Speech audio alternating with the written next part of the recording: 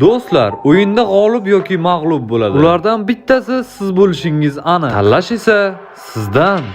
Xullas hammaga hello o'rtoqlar, Shaxlogis kanalimizga xush kelibsizlar. Mana bugungi videoligim davomida men sizlarga va'da berganimdek TDMda pro bo'lishni o'rgataman. Ko'pchilik TDM uchun telefonim slabiy, internetim yaxshi emas va yaxshi o'yin olmayapman deb bahona qiladi. Bugungi videoligimiz davomida siz ishonavering, mana shu to'siqlarni yengib o'tasiz. Do'stlar, agarda mana shu videoligimizda bir hafta davomida 3000 like yig'sa, men kommentariyalarimiz orqali bir kishiga 320-500 tashlab beraman. Aslan shunchaki mana shu videoligimizga bir dona like bosib, kanalimizga obuna bo'lib va kommentariyada o'zingizni aydingizni yozib qoldirishni unutmanglar. Qani unda biz boshladik.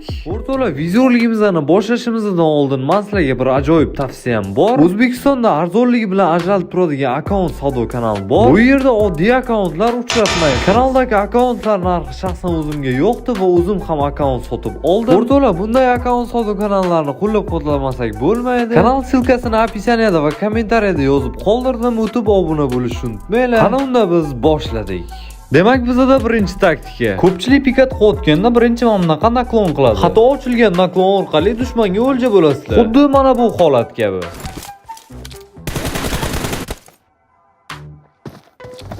Naklon va pritselda yaxshi ishlashni birdan bir yo'li bu. Birinchi mana bu yerni to'g'rilab olamiz va dushmanga pritselda sekin qaraymiz. Shunda biz kutayotgan rezultat bo'ladi. Unchalik ham qiyin emas, har kuni 10 daqiqa trenirovka qilib tursanglar bo'ldi.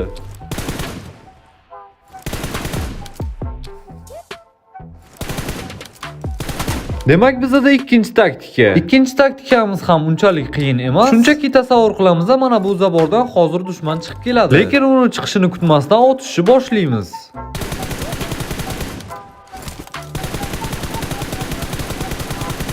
O'yinda bu mamnaqa ko'rinadi. Dushman o'tib ketgan joyi aniq va dvijeniyani biz shunga qarab qilamiz.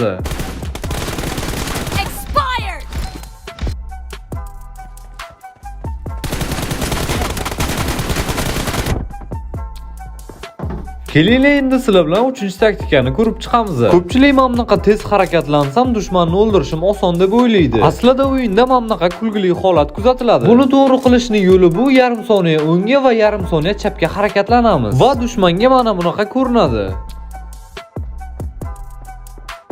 Demak, sizlar bilan 4-taktikaga o'tamiz. Pritsel bizani har doim aldaydi. Buni bilarmidinglar? Masalan, biz dushmanni bosh qismiga to'g'rilasak ham, lekin badan qismiga otayotgan bo'lamiz. Ko'pchilik o'yinchilar mana shunaqa aldanib, nega headshot olmayapti deb aziyat chekadi. Lekin buni to'g'ri qilishni ham yo'li mavjud. Shunchaki boshdan ozgina balandga qo'yamiz va natijani ko'rib o'tishinglar mumkin. Sizlar bilan birgalikda so'nggi 5-taktikaga ham o'tamiz. Masalan, bizani jonimiz oz qolgan va dushman bizga rashk qilyapti. Shunda dushmanni yotib kutib olishimiz kerak. Xuddi mana bu holat kabi. O'yinda bu mana bu holat kabi ko'rinadi.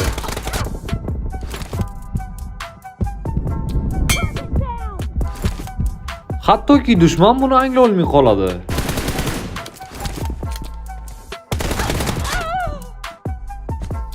Do'stlar, shu bilan birgalikda videoligimizda ham o'z nihoyasiga yetay deb qoldi. Albatta, videoligimiz sizlarga manzur bo'lgan bo'lsa, bir dona like bosib, kanalimizga obuna bo'lishni ham unutmanglar. Ishonavering, kanalimizga obuna bo'lsanglar, hech qachon afsuslanmaysizlar. Lekin sizlar menga bir hafta davomida 3000 like yig'ib, bizga poddershka qilishinglarni so'rab qolaman. Va kommentariyada ham o'zingizni ID raqamingizni yozib qoldirishni unutmanglar. G'oliblarni aniqlab va tashlab berishga harakat qilamiz. O'zingizlarni ehtiyot qilinglar. Xayr, salomat bo'linglar.